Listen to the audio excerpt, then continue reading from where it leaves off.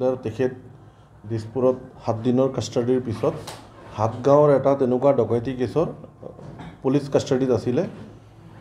তেওঁ সোধপোছত কিবা হাথিয়াৰ আৰু বেলেগ এজন আসামীক দেখুৱাই দিম বুলি কৈ যাওঁতে তেওঁ পলায়ন কৰে বতাহগুলিৰ পৰা।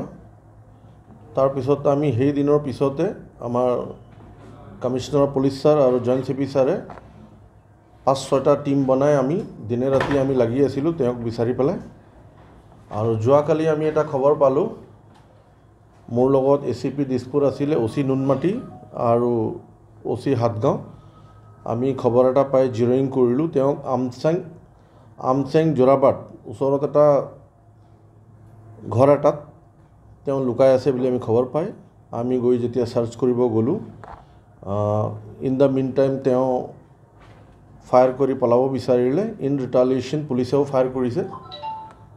তাৰপিছত আমি যেতিয়া চাৰ্চ কৰিলোঁ আৰু আইডেণ্টিফাই কৰিব পাৰিলোঁ যে তেখেত শ্বাহ আলম তালুকদাৰ। তেওঁৰ পজিশ্যনৰ পৰা আমি .22 বৰ পিষ্টল, 3টা খালী খোখা আৰু এটা লাইভ ৰাউণ্ড আমি জব্দ কৰিছোঁ।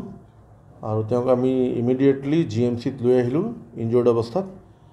আৰু GMCত যিখিনি অন ডিউটি ডক্টৰ আছিল তেওঁলোকে পৰীক্ষা কৰাৰ পিছত তেওঁক ডেড ডিক্লেয়াৰ কৰিলে।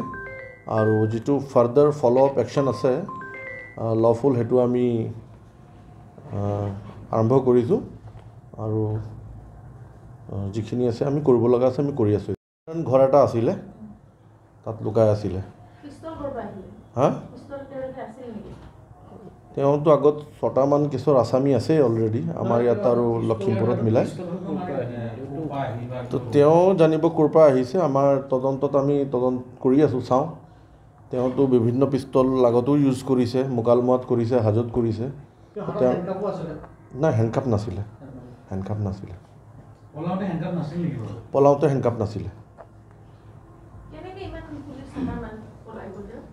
কেতিয়াবা ঘটনা হৈ যায়, এইটো ডাঙৰ কথা নহয়।